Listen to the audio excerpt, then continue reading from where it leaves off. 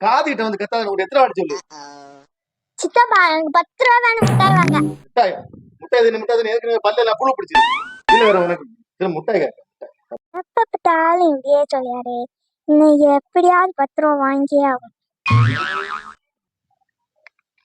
சித்தப்பா நீங்க அறிவாளி தானே? ஆமா, உங்களுக்கு நிறைய விஷயம் தெரியும்னு சொல்லுவாங்களே. அப்கோர்ஸ் எனக்கு எல்லா விஷயமும் தெரியும். யாரு நினைச்சேன்? சித்தப்பா நான் ஒரு கேள்வி கேட்கிறேன், அதுக்கு சரியான பதில் சொன்னீங்கன்னா நீங்க 10 ரூபா தர வேண்டாம்.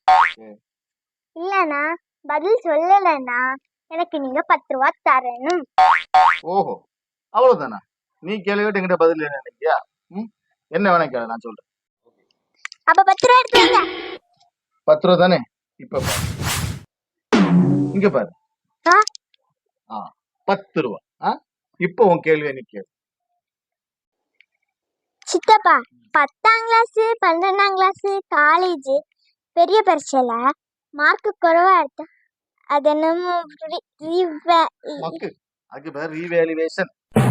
பெரிய பப்ளிக் எக்ஸாம்ல மார்க் குறைவா வந்தா, நமக்கு நிறைய மார்க் வரும் நம்பிக்கை இருந்தா நம்ம அந்த காலேஜ்ல பைசா கட்டி ரீவேல்யூவேஷன் போடலாம். அப்போ அந்த பரீட்சை பேப்பரை திரும்ப ஒரு திருத்துல ஏதாவது பிழை இருந்தா அதை மாத்தி நமக்கு மார்க் எக்ஸ்ட்ரா வரும்னா போட்டு தருவாங்க.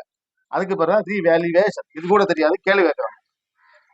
அப்படி தெரிஞ்சு 5 மார்க் கூட வருதுன்னா அந்த பேப்பரை முதல்ல தப்பா திருத்தினது யாரு?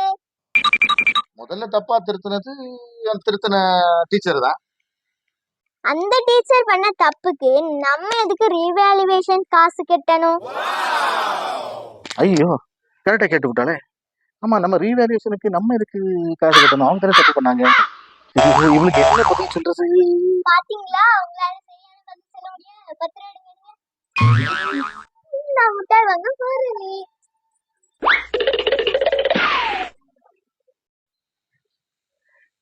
இதுக்கு எவனுக்கும் பதில் தெரியாது போல இருக்கு. யார்கிட்ட கேக்குறது?